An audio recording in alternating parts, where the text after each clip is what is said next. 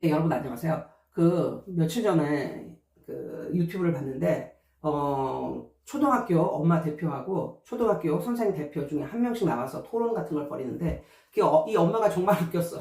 이 엄마가 정말 웃겼어. 정말 웃긴 게 왜 웃겼냐면 이 엄마가 하는 말이 뭐냐면 우리도 답답하다. 그러면서 이 엄마가 하는 말이 우리도 엄마가 처음이고 애를 낳아서 키우는 것도 처음이다. 그래서 우리에게는 애가 소중하다.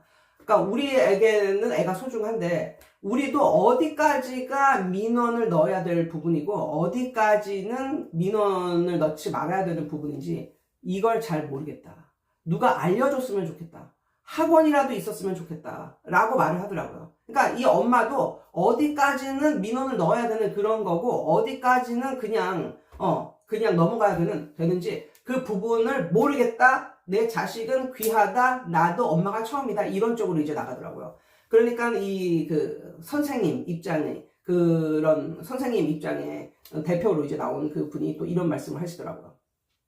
사건과 사고는 언제든지 발생을 할 수 있는 것이고 만약에 우리 가족들이 어디로 놀러 갔는데 거기서 사고를 당했다든가 뭐 이런 일을 당했다라고 했을 때 여기에서 아무도 처벌받지 않는다. 그리고 아무도 뭐 이거를 법정으로 끌고 가지 않는다. 엄마가 그랬다, 뭐 아빠가 그랬다 이런 식으로 아무도 법정으로 끌고 가지 않는다. 그건 어쩔 수 없이 일어나는 일이었다. 그렇게 생각을 해다오. 그렇게 생각을 해다오. 우리도 애들 20명, 20명 뭐 이상 끌고 어디를 갔을 때 충분히 조심하고 그랬지만 어쩔 수 없이 사고가 일어난다면 그것을 그냥 인정을 해다오.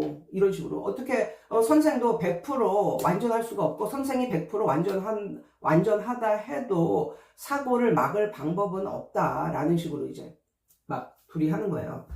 그런데 이제 그걸 듣다가 내가 약간 웃은 게 이 엄마가 하는 말이 어디서부터 민원을 넣어야 하는 대상이고 어디서부터는 아닌가 그걸 모르겠다. 그걸 나에게 말해다오. 그것을 누군가가 말을 해다오. 그런 학원이라도 있었으면 좋겠다. 근데 그 학원이라도 있었으면 좋겠다는 제가 그냥 MSG 넣은 거고 누가 말해줬으면 좋겠다. 뭐 이렇게 말하는데 어떻게 그런 걸 누가 말을 해줘야 알아? 엄마 나이 정도 됐으면 아무리 어려도 지금 30, 40대 이상이잖아. 그런데 그걸 누가 말을 해줘야 아는가. 그것도 좀 어처구니 없었고 그 다음에 어디까지 학원을 다녀야 하는가. 그것도 어처구니가 없었어. 그러니까 그냥 국영수 이런 공부에 걸친 그런 학원이 아니라 공부 학원이 아니라 이것도 지금으로부터 한 10년 전에 있었던 일이에요. 그러니까는 오래전에 있었던 일인데 그때 연애 학원이라는 게 있었어.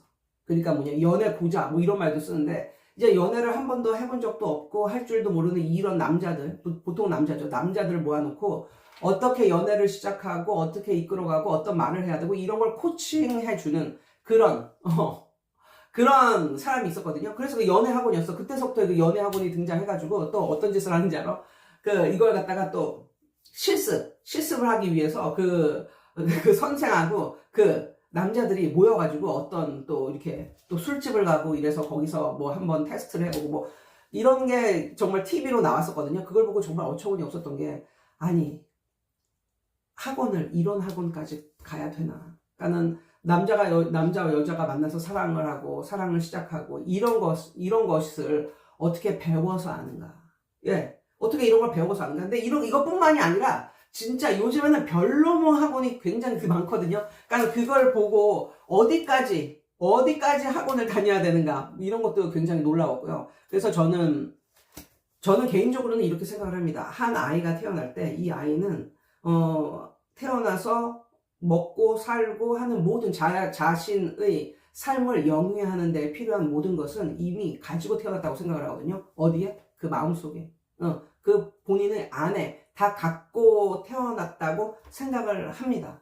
예, 저는. 그런데 요즘 사람들은 이렇게 보면 어떤 모습이 보이냐면 자기 안에 그런 것들이 있는데 자기가 이미 갖고 태어난 것이 있는데 그거는 들춰보지도 않고 바깥에서만 찾는 거야. 즉 자기 안에 우물이 있는데 자기 안에 엄청난 깊은 우물이 있는데 거기서 떠먹을 생각은 안 하고 자꾸만 밖에 가서 돈을 주고 내 안에 있는 우물은 공짜인데 밖에서 돈을 주고 한 바가지씩 퍼오는 이런 느낌? 예, 이런 느낌을 저는 많이 받았거든요. 그래서 저는 가장 좋은 선생은 내면의 동기부여가 가득 차 있는 상태의 학생. 그게 가장 좋은 선생이라고 생각을 하고, 이런 상태에서 가장 좋은 학습은 뭐냐면 자율학습이다. 자율학습. 이거는 모든 선생님들이 동의하는 말이에요. 예. 가장 좋은 선생과 가장 좋은 학습은 자기 내면에 공부를 해야겠다는 동기부여가 가득 차 있는 상태에서 하는 자율학습. 이것이 정말 왔답니다. 예. 그렇게 저는 생각을 합니다. 그래서, 예, 저는 그래요. 그리고 이렇게 보면, 그 선생님들도 많이 만나봤는데, 각 과목 선생님들보다 오히려 심리학, 신학, 철학, 요런 거 전공한 선생님들 있죠. 요런 거 전공을 한 선생님들이 훨씬 더 잘 가르치는 이런 것도 종종 보아왔거든요. 그러니까 그 선생님은 요거 하면은 5점 더 맞고 뭐 이런 거, 얕은 물을 건드리는 것이 아니라 깊은 속을 한 번에 그냥 딱 해주는 그런 선생님들이 있다라는 거예요. 누구가, 신학, 철학, 심리학, 이런 전공한 그런 선생님들이. 그래서 정말, 정말 내가 정말로 얘를 생각해서 말 한마디.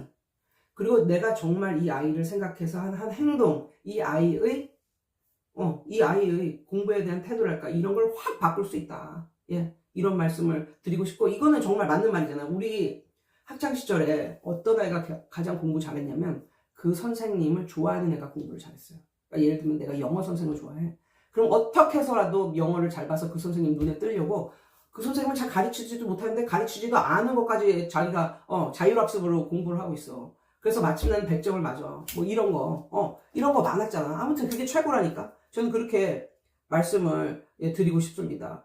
그런데 이제 요즘 아이들은 무슨 스킬, 테크닉, 요령, 뭐 이런 거에 너무 심취하잖아. 그게 뭐냐면 어렸을 때부터 너무 학원을 많이 다녀서 학원이면 다 되는 줄 알고 이런 게 있다니까요. 정말. 이런 게 있는데 그게 아니라는 거지. 정말 중요하고 너를 바꿀 수 있는 건 네 내면에 있다. 우리 내면의 우물. 그거는 공짜다, 공짜. 이 우리 내면에 있는 우물물을 한번 생각을 해보자. 뭐 이런 말씀을 드리고 싶고요. 뭐 이런 애들 있잖아요. 그러니까 우리 다 알잖아요. 초등부는 뭐야? 엄마가 시키는 대로 그냥 그러니까는 초등부 아이들의 성적은 엄마의 성적이다. 뭐 이런 말도 있고. 아무튼 초등부, 뭐 중등부까지는 어떻게 얘는 공부에 대한 그런 것도 없고 아무것도 없는데도 불구하고 선생님이 멱살 잡고 끌고 가면 어느 정도 중간 이상은 해. 중간 이상은 해. 그런데 그 이상이 되면 할 수 없다 이거죠. 고등학생이 되면 할 수가 없어요. 예. 어떻게 예측을 할 수도 없고 고등학생이 되면 할 수가 없어. 그냥 기본기가 탄탄하고 진짜로 아는 애가 시험을 잘 보고 그런 거지. 기본기 하나도 없고 그냥 대충 외워가지고 그리고 대충 외웠는데 또 본인이 나온 학교는 좀 쉽게 문제를 내고 이런 학교를 나온 학생은 고등학교에 가서는 정말 힘들죠. 예. 그래서 오늘은 요런 그냥 엄마 대 선생님이 나온 그 영상을 보고 제가 이렇게 생각을 하게 되었고요. 그리고 요즘에는 진짜 초등학생이 만약에 초등학교 2학년 정도가 됐는데 얘가 뭐 한글을 제대로 못 쓰던가 이러면 옛날에는 나머지 공부를 시키고 막 이랬단 말이야. 옛날에는 그렇게 하는 걸 당연히 생각하고 이랬는데 요즘은 그렇게 하면 안 돼. 그렇게 하면 엄마가 민원을 넣어. 왜 모든 학생들은 다 갔는데 얘 혼자만 여기 남겨서 왜 이 짓을 하느냐. 그러면서 뭐 학대다 이런 식으로 뭐 감성적 학대다 뭐 이런 식으로 해가지고 선생님들이 시험을 보는데도 만약에 빵점을 맞았다 이런데도 그냥 보내는 거야. 그리고 중요한 건 시험을 봐도 얘가 몇 점 맞았는지 아무도 몰라. 얘가 몇 점 맞았는지 아무도 몰라. 그냥 쉬쉬 하면서 이렇게 주는 거야. 그리고 같이 노는데도 얘가 몇 점 맞은지 그런 걸 몰라. 그냥 근데 이런 게 이제 1, 2학년 때면 괜찮은데 3, 4, 5, 6학년이 되고 뭐 이러잖아요. 그런데도 선생님들이 나머지 수업 뭐 이런 걸 못해. 민원이 들어올까 봐. 그래서 나는 제일 불쌍한 게 누군지 알아? 중학교 선생님.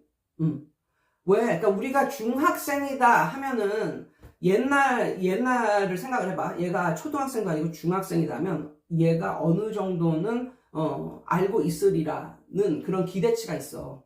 기대치가 있다니까. 왜? 중학생이니까. 그런데 요즘은 그 기대치가 없어. 중학생인데 파닉스도 못 뛰는 이런 애들이 있어.